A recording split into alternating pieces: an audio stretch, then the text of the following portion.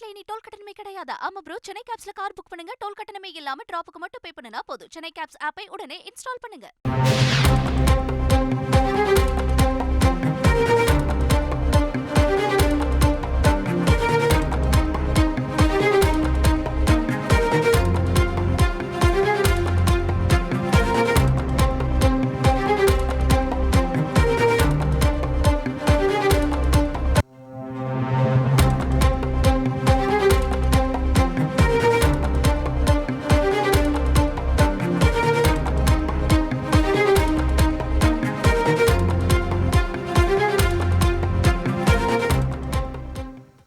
டெல்லி மதுபான கொள்கை முறைகேடு வழக்கில் முதல்வர் அரவிந்த் கெஜ்ரிவாலுக்கான அமலாக்கத்துறை காவலை ஏப்ரல் 1ஆம் தேதி வரை மேலும் நீட்டித்து டெல்லி சிபிஐ சிறப்பு நீதிமன்றம் உத்தரவிட்டிருக்கிறது.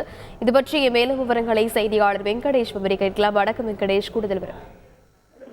டெல்லி மதுபான கொள்கை முறைகேடு வழக்கில் கடந்த 21ஆம் தேதி இரவு கைது செய்யப்பட்ட அரவிந்த் கெஜ்ரிவாலை இன்று மீண்டும் அமலாக்கத்துறையினர் டெல்லி சிபிஐ சிறப்பு நீதிமன்ற நீதிபதி காவேரி பவேஜா முன் ஆஜர்படுத்தினர்.